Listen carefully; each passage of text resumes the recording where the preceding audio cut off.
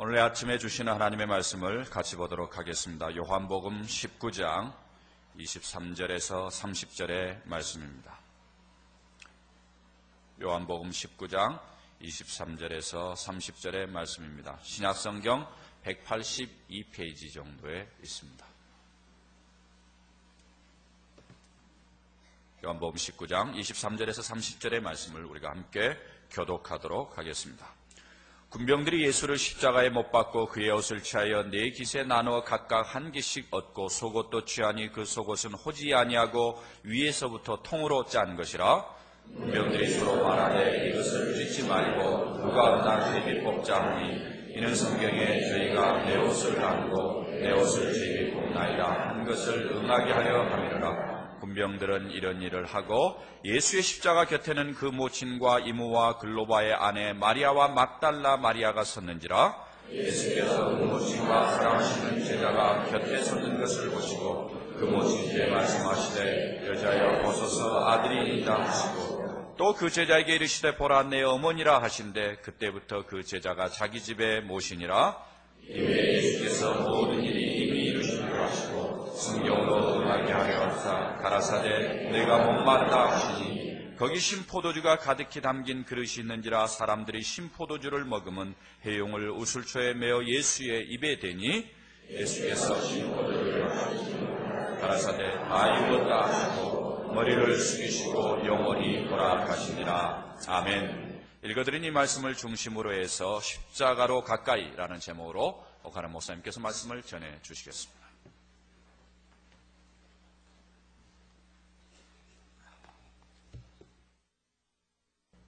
우리 모두가 고난주간을 앞두고 있습니다.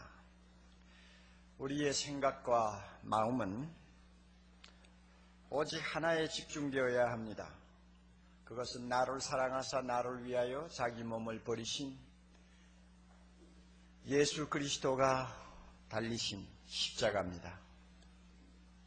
눈을 감으나 눈을 뜨나 혼자 있으나 여럿 있으나 일을 하나 쉬나 우리의 마음은 하나님의 아들 예수 그리스도가 죽으신 그 십자가로 달려가야 합니다. 십자가는 우리에게 있어서 불가사의의 지혜입니다. 어떻게 하나님의 아들이 이 세상에서 패배를 당하고 십자가에서 사용을 받아 죽을 수 있는지 아무도 우리는 설명하지 못합니다. 십자가는 역설 중에 역설입니다. 어떻게 하나님이 죄인을 대신해서 죽을 수 있다는 말입니까? 누가 그 역설을 우리 마음에 흡족하도록 설명할 수 있다는 것입니까?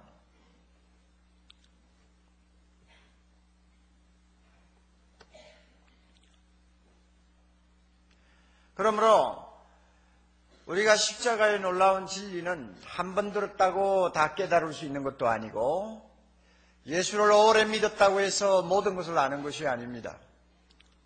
저에게는 갈증이 있습니다. 십자가를 더 알고 싶은 갈증입니다. 십자가에 죽으신 예수님을 좀 더 가까이 다가가서 그를 만나고 싶은 갈증입니다. 이런 갈증 때문에 오늘 우리가 읽은 이 본문을 보면서 저의 관심을 끄는 사람들이 몇이 있었습니다. 25절에 보면 예수님 십자가에 못 박혀 돌아가시는 그 현장에 예수님의 어머니 막달라 마리아와 그의 이모와 또 글로바의 아내인 마리아와 막달라 마리아, 결국 마리아라고 하는 동일한 이름을 가진 여인 셋과 그 다음에 다른 여자 하나, 그리고 예수님의 가장 사랑받는 제자였던 요한, 이 사람들이 어디 있었느냐? 예수의 십자가 곁에 있었다고 했습니다. 그 골고다에는 수많은 사람들이 구경차 나왔고 호기심이 나서 나왔고 또 처형당하시는 예수님을 참 잊지 못해서 나온 사람들이 아마 인산인해를 이루었을지 모릅니다. 그러나 십자가에 못 박혀서 신음하시면서 서서히 죽어가시는 예수님 바로 곁에 작은 목소리로도 서로 말을 주고받을 수 있는 근거리에 있었던 사람은 이 몇 사람뿐이었습니다. 저는 이 사람들 어떤 면에는 부럽다고 생각이 됩니다.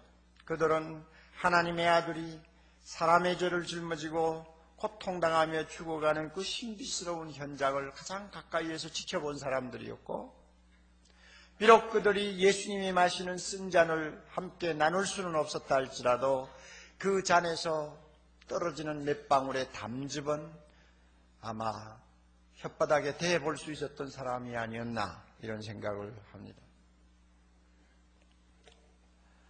우리가 정말 예수님 때문에 구원받았다는 것을 믿는다면, 우리 모두가 정말 예수님 때문에 우리의 붉은 죄가 눈같이 휘어졌다는 것을 믿는다면, 우리 모두가 정말 예수님 때문에 하나님의 영광스러운 아들이 되었고 딸이 되었다는 것을 믿는다면, 어찌 십자가를 멀리서 쳐다보면서 만족할 수 있을까?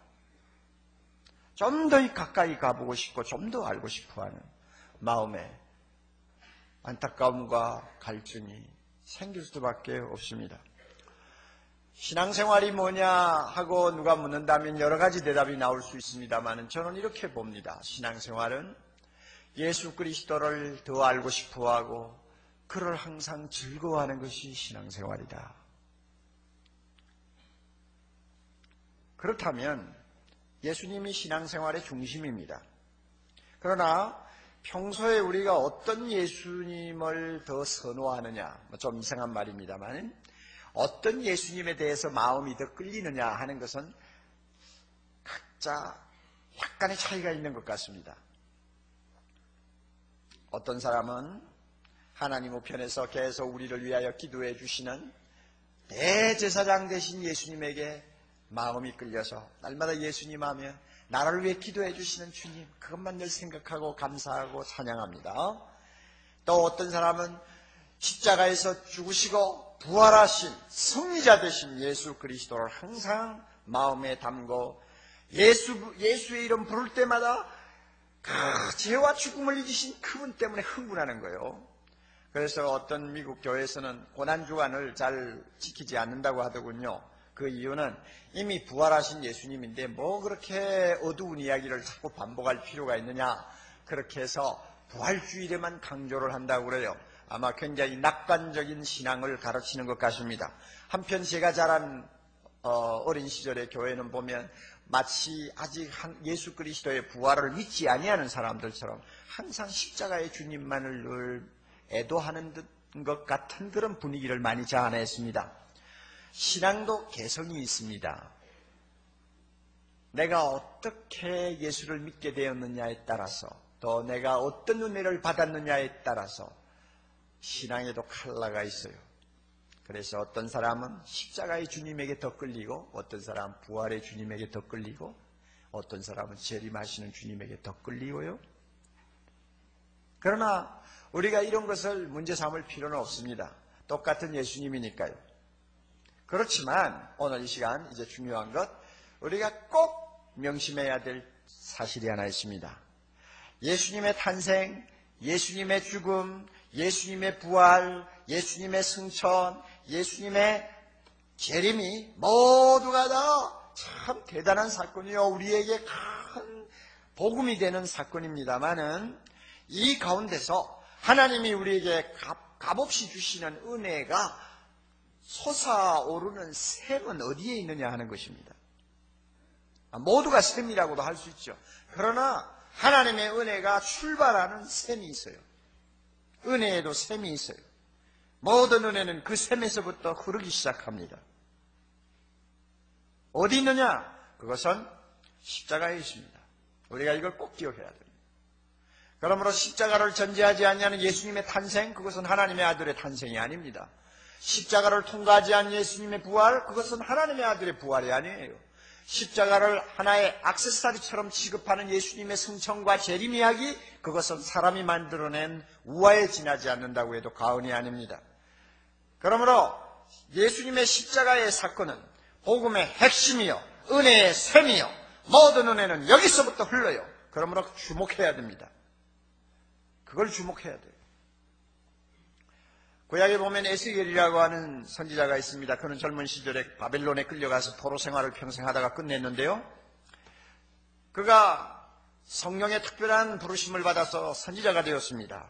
환상 중에 성령이 그를 어디로 인도했느냐 하면 예루살렘에 있는 성전으로 데려갔어요. 성전 안에 들어가서 여기 기웃 저기 기웃하고 돌아가면서 구경을 하는데 해돋는 동쪽을 향해 있는 성전 문 쪽에 나와서 보니까 문 지방에서 샘이 솟아오릅니다.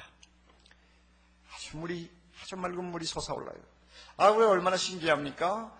그가 그 물길을 따라서 가보았더니 가면 갈수록 물이 자꾸 불어나요. 처음에는 발목까지 차더니 나중에는 무릎까지 올라오고 나중에는 허리까지 차고 좀 더 가니까 나중에는 헤엄을 치지 않으면 안 되는 큰 강을 이루는 것을 보았습니다. 이건 뭘 가르치는지 아세요?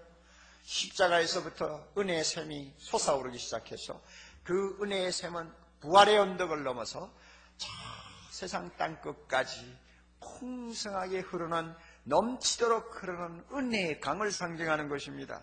그러므로 모든 은혜는 십자가로부터 출발합니다. 하나님의 은혜를 사모하는 사람이면 항상 십자가에서 출발해야 합니다. 이 사실을 우리가 꼭 기억해 두어야 합니다. 마태복음, 마가복음, 누가복음, 요한복음을 흔히 복음서라고 말합니다. 예수님의 일대기가 기록된 말씀이에요. 그런데 이 복음서를 우리가 좀 주의해서 보면요, 놀라운 사실 하나가 있습니다. 전체 분량의 3분의 1가량이 예수님의 생애 중 마지막 한 주간, 고난주간, 십자가, 죽음, 거기에 집중이 되어 있다는 사실을 우리가 알 수 있습니다. 네 제자가 다 마찬가지요. 그래서 그 네 제자는 예수님의 생애 가운데서 십자가의 고난을 중심에 두고 다루고 있는 것을 우리가 발견할 수 있습니다. 십자가의 고난과 죽음에 비하면 사복음서에는요, 예수님의 탄생이라든지 부활이라든지 승천 같은 기사는 이상하리만큼 간략하게 다루고 넘어가 버립니다. 그래서 어느 주석가는 이런 말까지 했습니다. 복음서란 뭐냐? 복음서는 예수님의 생애 중 마지막 한 주간에 관한 모든 사건과 말씀을 기록한 연대기요, 그 나머지 모든 부분은 서론에 지나지 않는다. 이런 말까지 했어요. 그만큼 예수님의 고난과 십자가는 중심이에요. 복음의 중심이요, 그것은 은혜의 근원이요, 그리고 샘이 됩니다. 바울도 그가 복음을 이야기할 때에 십자가의 도라는 말로 표현했습니다. 그리고 십자가에 못 박히신 예수님이야말로 하나님의 능력이요 하나님의 지혜라고 그는 소리쳤습니다. 한 걸음 더 나아가서 그는 자기 자신을 고백하기를, 나는 예수 그리스도와 그의 십자가에 못 박히신 것 외에는 아무것도 알지 아니하기로 작정했다, 그렇게 말했습니다. 그렇다고 해서 바울이 부활을 등한히 했다든지 예수님의 승천을 이야기하지 않았다든지 그 말이 아니에요. 다 중요하지만 예수님의 고난과 십자가의 죽음을 모르는 부활은, 그것은 의미가 없다는 이야기입니다. 그만큼 십자가는 복음의 핵심이에요. 지난 2000년을 우리가 돌아보아도 기독교 역사 2000년, 기독교를 상징하는 것은 십자가 형틀입니다. 여기도 이렇게 십자가 형틀을 만들어 놨습니다만, 기독교 하면 십자가, 예수님 하면 십자가, 다 십자가로 통합니다. 초대교회 초창기 때는 십자가를 사용하지 못하도록 했다고 전해지고 있습니다. 예수님이 십자가에 죽으시는 현장을 실제로 목격했던 예수의 제자들이나 그 당시의 사람들의 생각에는 이 십자가는 소름 끼치는 것입니다. 그러므로 십자가의 형태를 만들어가지고 무슨 이야기를 하는 것을 일체 못하게 했대요. 그러나 당대의 사람들이 다 가고 나서, 특히 주후 4세기경 콘스탄틴 대제가 환상 중에 십자가를 본 다음부터는 십자가가 기독교를 상징하는 상징물이 되었고 예술의 소재로 활용이 되었습니다. 지금도 마찬가지 아닙니까? 그러므로 누구든지 예수를 믿는다고 하면서 십자가의 은혜를 진하게 깨닫지 못하고 신앙생활을 한다면 그의 신앙생활에는 누수 현상이 심하다고 우리는 말할 수가 있습니다.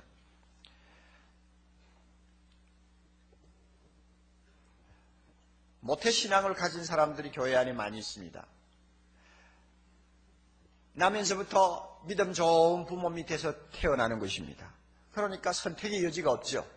자기가 예수 믿은 거 아니에요. 예수를 믿게 된 거죠. 그렇게 해가지고 교회를 다닙니다. 그런데 이 모태신앙을 가진 가정의 자녀들 중에 믿음이 흐리멍덩한 사람들이 적지 않습니다. 모든 것을 자연스럽게 받아들이니까. 그리고 내가 선택한 것이 아니고 타에 의해서 선택받은 것이니까. 그만큼 마음에 강하게 감동이 안 되는 겁니다. 마음에 와 닿지 않는 거예요. 그러니 습관적으로 교회를 다녀요. 썬데이 크리스찬이죠. 교회 와가지고 앉아서 몸에 익은 예배 의식 다 끝내면 또 훌렁 나가고 그 다음 주일 되면 습관처럼 교회 나오고 이래요. 다른 사람이 다 말씀을 듣고 찬양하며 기도하면서 은혜를 받는데도 눈만 껌뻑껌뻑하고 앉았다 가요. 자, 그런데 이런 사람 하나님이 끝까지 그런 식으로 내버려 두지 않아요. 왜냐하면 배우의 부모님의 기도가 있잖아요. 배우의 부모님의 눈물이 있어요. 그렇기 때문에 어느 계기인가 살아계신 주님이 그를 찾습니다. 그리고 그가 다시 중생받는 거듭나는 체험을 합니다. 우리 교회 안에도 많죠, 그런 분이. 어떤 사람은 30대, 어떤 사람은 50대, 어떤 사람은 60대, 어떤 사람은 죽을 때 예수님을 만나요. 그런데 이와 같이 예수님을 새롭게 만나는 사람들이 고백하는 말을 들으면 이구동성 비슷합니다. 목사님, 저는 지금까지 예수님이 나를 위해 십자가에 죽으셨다고 하는 사실을 저는 몰랐습니다. 알기는 알았죠. 그러나 그것이 나하고 아무 상관이 없는 줄 알았어요. 왜냐하면 그 말을 아무리 들어도 내 마음에 와 닿지를 않는데 어떻게 합니까? 그러나 이제는 믿습니다. 하나님의 아들 예수님이 나를 위해 죽으심을 믿습니다. 나는 죄인이라는 것을 믿습니다.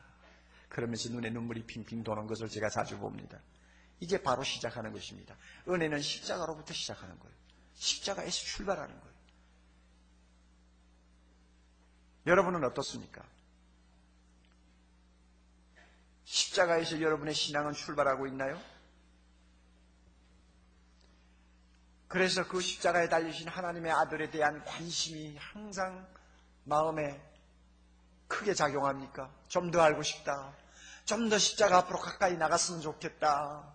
좀 더 예수님에 대해서 좀 더 깊이 알고 그와 좀 더 가까워지고 친해졌으면 좋겠다 하는 그런 갈증이 있나요? 만약에 그런 갈증이 있다면 여러분은 정상적인 신앙생활을 하는 사람이고 서 있어야 할 그 자리에 서 있는 사람이라고 할 수 있습니다. 그렇지만 만일 여러분의 마음속에 십자가의 은혜가 전혀 생소한 것으로 받아들여진다면 저는 감히 이렇게 말하고 싶습니다. 여러분이 서 있는 그 자리에서 빨리 갈보리 동산으로 자리를 옮겨야 합니다. 서로 여러분들이 부활의 동산에 서서 죄와 사망을 이기신 예수님 때문에 흥분하고 소리 지르고 할렐루야 찬송하는 사람이라 할지라도 빨리 갈보리로 돌아오셔야 합니다. 서로 여러분이 성령의 불과 바람이 스쳐 지나가는 다락방에서 말로 닿을 수 없는 은사와 감동을 받은 사람이라 할지라도 십자가의 은혜를 모르면 빨리 거기서 나와 겟세마네 동산으로 와야 합니다. 서로 여러분들이 예수님의 재림을 기다리는 바닷가에 서서 떠오르는 뭉게구름을 바라보면서 오 주여 어서 오시옵소서 하는 굉장히 믿음 좋은 사람인 것처럼 보일지라도 여러분의 가슴에 예수님의 십자가를 통한 은혜가 진하게 배어오지 못하는 메마른 심정이라고 한다면 여러분은 다시 겟세마네 동산 주님의 십자가 앞으로 돌아오셔야 됩니다. 거기서 다시 출발하셔야 돼요. 그만큼 십자가는 모든 은혜의 셈이요 복음의 핵심이요 복음의 시작이기 때문에 그렇습니다. 오늘 본문에서 우리는 예수님의 십자가가 우리에게 주시는 특별한 은혜 세 가지를 찾아볼 수 있습니다. 간단하게 정리합니다. 첫째는 십자가는 우리 대신 치르신 고통의 대가 지불이라는 것입니다. 우리가 고통받아야 할 것을 예수님이 대신 감당하신 것이 바로 십자가라는 말입니다. 23절 여러분 보시면 간단한 말씀 나옵니다. 로마 군병들이 예수를 어떻게 했습니까? 십자가에 못 박았다고 그랬어요. 예수 그리스도를 십자가에 못 박았어요. 십자가의 형이 얼마나 잔인하며 얼마나 고통스러운가를 새삼스럽게 여기서 설명할 필요가 없다고 생각합니다. 손과 발에 녹슨 못을 박아 나무에 매다는 이 형은 천인 공로할 만한 큰 잔혹한 고통을 안겨주는 사형제도입니다.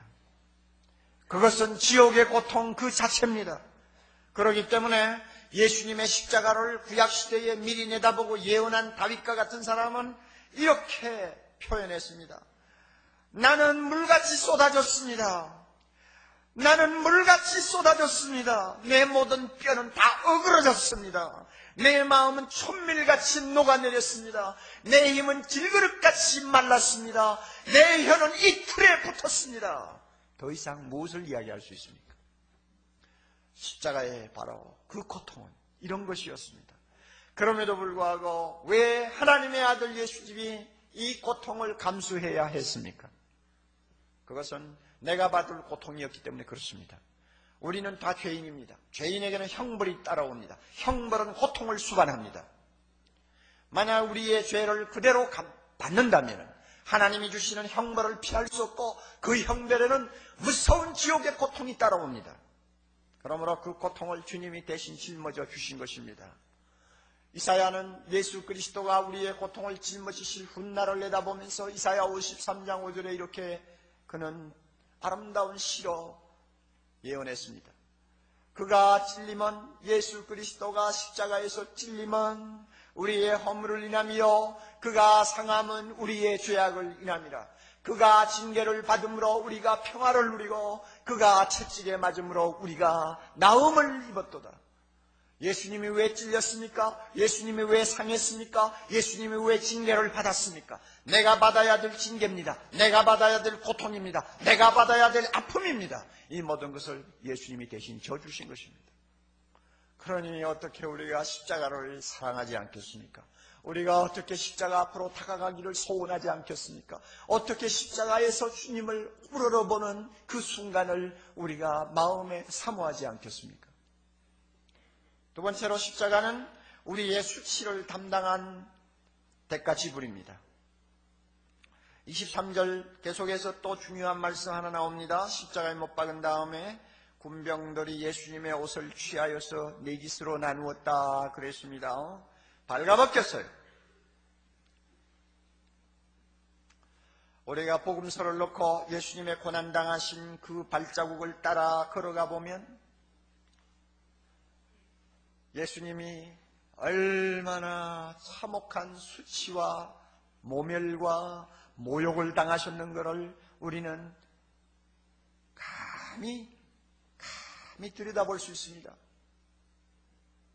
그는 매질을 당했습니다. 얼굴엔 사람들이 뱉은 가래침이 묻고 뺨을 맞고 머리에 가시관을 쓰고 나중에는 실오라기 하나 걸치지 않을 정도로 완전히 발가벗겨져서 십자가에 매달렸습니다. 이게 예수님의 죽음입니다. 그 모습이 얼마나 부끄럽고 얼마나 처량했는지 다윗은 이렇게 예언했습니다.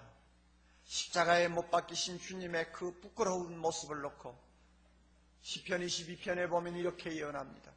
나는 벌레요. 나는 사람이 아니라. 나는 벌레요. 나는 사람이 아니야. 사람의 해방거리요. 백성의 조롱거리니이다. 왜 이렇게 말 못할 수치를 예수님이 당하셔야 했습니까? 죄는 수치를 수반합니다. 에덴 동산에서 아담 하와가 죄를 범하자마자 금방 부끄러운 마음이 생겼죠. 나무잎을 얽어가지고 부끄러운 하체를 가리고도 더 부끄러워가지고 나중에는 숨어버렸습니다. 죄는 부끄러움을 가져다 줍니다. 여러분, 최근에 부산 철광사 회장 부부를 살해했다는 그 아주 무서운 사람, 정모라는 사람, 알고 보니 1년 동안 10명이 넘는 사람을 죽였다고 그러더군요. 그 사람이 텔레비에서 나오는 말 들으셨죠? 내 마음에 악마가 있나 봐요. 그래요, 악마예요. 악마임에도 불구하고 결국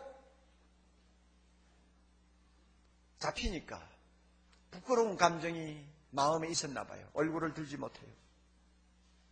죄는 부끄러움을 가져다 줍니다. 만약에 지금이라도 우리가 우리의 죄를 용서받지 못하고 있다면 하나님이 천국문을 활짝 열어놓고 천사들을 동원해서 오라 해도 우린 절대 못 들어갑니다. 왜? 못 들어갑니다. 거기는 부끄러워서 못 들어갑니다. 하나님의 영광 앞에 우리의 모습 그대로 가지고는 절대로 들어갈 수 없습니다. 만약에 억지로 끌어다가 천국 안에다 넣어놓는다면 사흘 안에만 미쳐버릴 거예요. 한 사람도 살아남지 못할 거예요. 부끄러워서 살아남지 못합니다. 그러므로 십자가가 뭡니까? 우리의 죄가 가져다준 수치를 다 제거하는 것입니다. 예수 그리스도가 그 수치와 모욕을 다 담당하심으로 우리는 당당하게 하나님 앞에 나갈 수 있도록 우리를 다시 세워주는 것이 십자가입니다. 그래서 여호수아 5장 9절에 있는 말씀대로 여호와께서 오늘날 애굽의 수치를 우리에게서 멀리 옮기신 것입니다. 이것이 십자가입니다. 이 놀라운 십자가를 우리가 어떻게 사모하지 않겠습니까? 사랑하지 않겠습니까? 또 하나 세 번째로 십자가는 예수님께서 우리를 위해 모든 것을 다 이루신 현장입니다. 30절을 우리 같이 읽도록 합시다. 예수께서 신포도주를 받으신 후 가라사대 다 이루었다 하시고 머리를 숙이시고 영원히 돌아가시니라. 다 이루었다 하시고 다 이루었다 하시고 무엇을 다 이루었다는 말입니까? 구약에 예언한 모든 하나님의 말씀이 이루어졌다는 말씀일 것이고 또 하나는 우리가 구원받기 위하여 필요한 모든 것을 완전히 성취하셨다는 말입니다. 하나님이 우리를 무조건 의롭다 하실 수 있는 명분을 다 완전하고 충분하게 주님이 갖추어 주셨다는 말입니다. 우리는 하나님을 아버지라고 부를 수 있으며 우리의 모든 죄를 다 용서받고 당당하게 하나님 앞에 나갈 수 있는 완전하고 충분한 구원의 길을 우리 주님이 닦아 놓으셨다는 것입니다. 그가 한번 십자가의 죽음으로 다시 죄를 위하여 제사 드릴 것이 없을 만큼 완벽하게 구원의 길을 열어놓으셨다는 것입니다. 할렐루야. 다 이루어주신 현장입니다. 그러니 우리가 어떻게 이 예수님을 십자가에 달리신 주님을 사모하지 않겠습니까? 그 십자가 가까이 가서 조금이라도 함께 있어보고 싶은 충동을 어떻게 느끼지 않겠습니까? 위대한 신앙 선배들의 행적을 우리가 조사를 해보면 대부분의 사람들은 십자가 앞에서 그들의 인생의 전환점을 발견했습니다. 그리고 평생 십자가 곁에서 떠나지 않기를 사모한 것을 알 수 있습니다.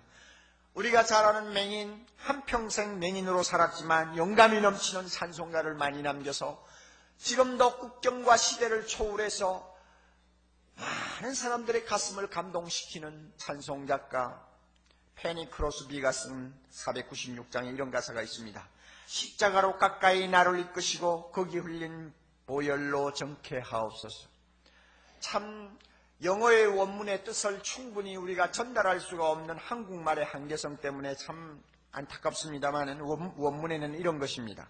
십자가로 가까이 나를 이끄소서 거기에 값없이 주시는 보배로운 샘 갈보리 산으로부터 흐르는 치유의 시내가 있나이다. 십자가에 가까이 의지하고 서서 계속 천국 가도록 항상 머물겠네. 항상 십자가 곁에 머물기를 사모하는 작가의 마음이 거기에 있습니다. 어찌 작가 혼자의 마음이겠어요? 우리 모두의 마음이 아니겠어요? 그래서 이런 찬송이 이어지는 것이죠. 십자가 십자가 무한 영광일세 요단강을 건넌 후 무한 영광일세. 다시 한번 십자가 십자가 무한 영광일세 요단강을 건넌 후 무한 영광일세. 다시 한번 십자가 십자가 무한 영광일세 요단강을 건넌 후 무한 영광일세.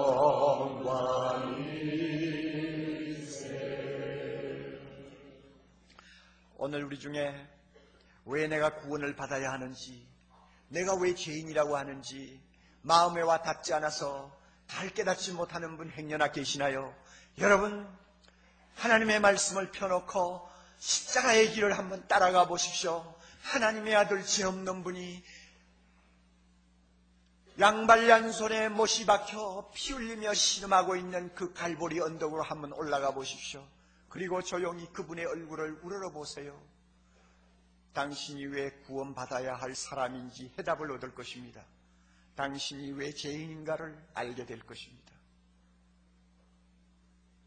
우리 중에 아직도 예수 믿지만은 죄책감에 끌려다니며 신음하는 형제자매 있습니까? 여러분, 십자가를 향해 달려가시기 바랍니다. 그곳에 가서 예수님을 한번 보세요. 어떤 죄도 용서하실 수 있도록 우리의 모든 죄짐을 지신 하나님의 아들을 만나게 될 것입니다. 그분 앞에는 어떤 죄, 용서받지 못할 죄가 하나도 없다는 것을 우리가 알게 될 것입니다.